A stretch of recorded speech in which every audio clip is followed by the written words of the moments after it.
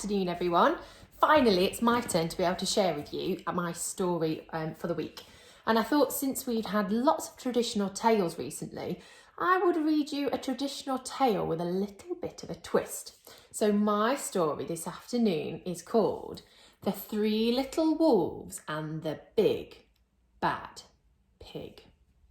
Have you ever heard of that before? No, me neither. I've heard of the story The Three Little Pigs, but not The Three Little Wolves. Let's see what happens.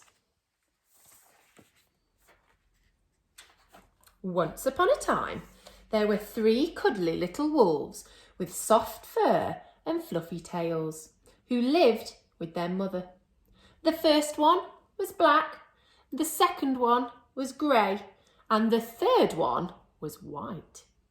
One day, the mother called the three little wolves round her and said, "My children, it's time for you to go out into the world. Go and build yourself a house for yourselves, but beware of the big, bad pig." "Don't worry, mother, we'll watch out for him," said the three little wolves, and they set off. Soon, they met a kangaroo who was pushing a wheelbarrow full of red and yellow bricks. "Please, will you give us some of your bricks?" asked the three little wolves. "Certainly," said the kangaroo, and she gave them lots of red and yellow bricks. So the three little wolves built themselves a house of bricks. Sounds familiar so far? I don't think they built bricks straight away in the Three Little Pigs, did they? Oh dear, look at this character here. Who do you think that is? Oh my goodness me. The very next day, the big, bad pig came prowling down the road and saw the house of bricks that the little wolves had built. The three little wolves were playing croquet in the garden when they saw the big, bad pig coming. So they ran inside and locked the door. Can you spot him? Where is he? He's up here, look. The pig knocked on the door and grunted, little wolves, let me come in." "No, no, no," said the three little wolves, "by the hair on our chinny-chin-chins, we will not let you in, not for all the teas in our china teapot." "Then I'll huff, and I'll puff, and I'll blow your house down," said the pig. So he huffed, and he puffed, and he huffed and he puffed, but the house didn't fall down. Oh, I wonder what he's going to do. But the pig wasn't called big and bad for nothing.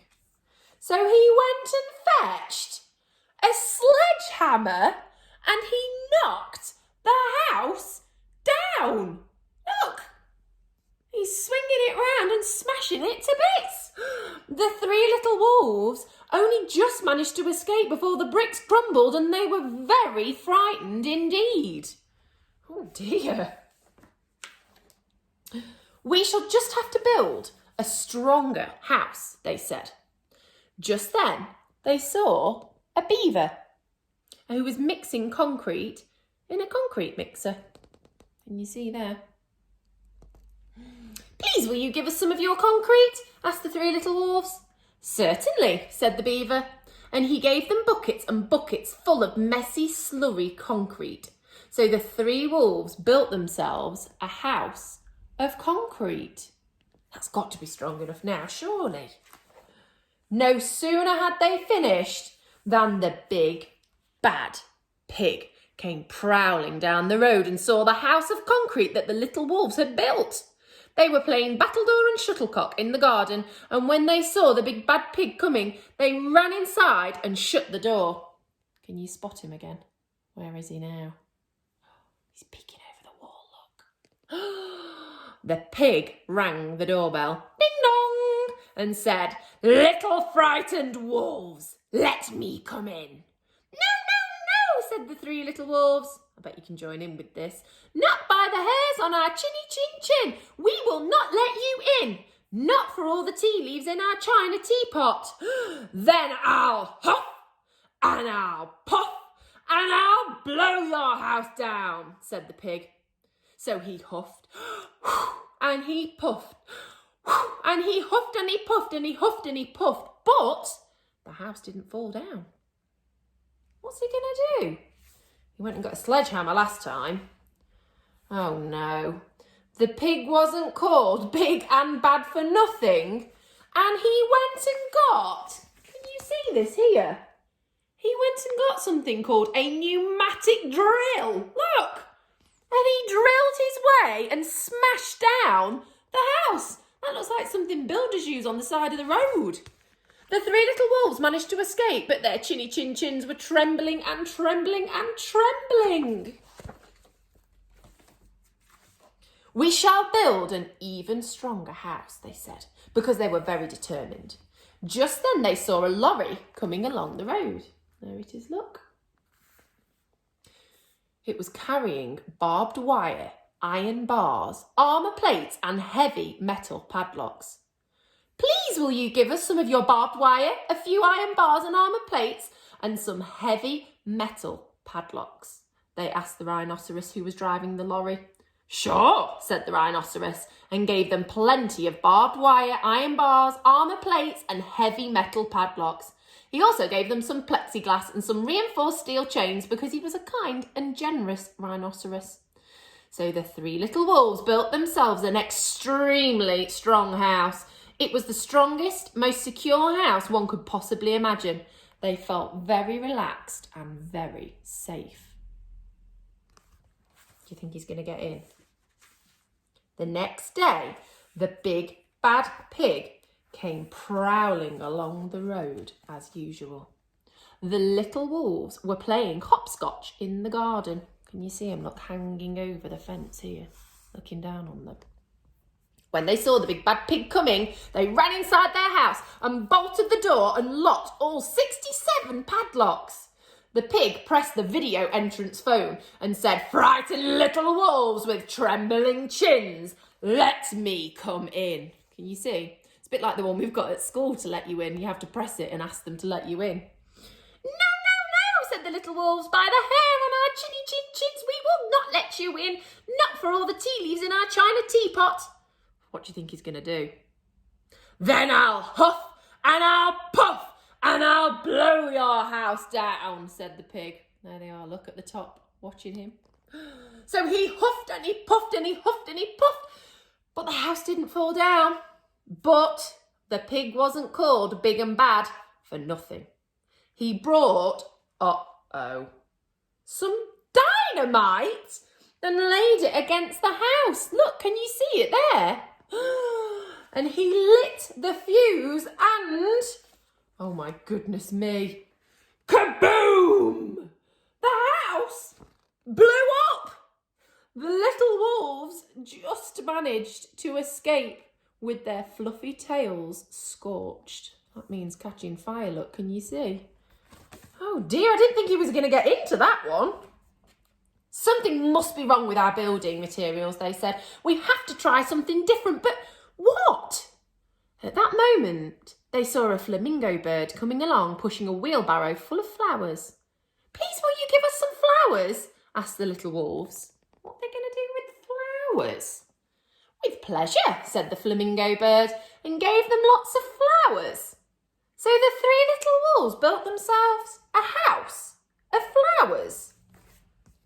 Do you think that's going to work? It doesn't look very strong to me. Oh dear, I wonder what they're thinking. One wall was of marigolds, one was of daffodils, one wall of pink roses and one wall of cherry blossom. The ceiling was made of sunflowers and the carpet was of daisies. They had water lilies in the bathtub and buttercups in their fridge. It was a rather fragile, that means delicate, easily broken, house, and it swayed in the wind, but it was very beautiful.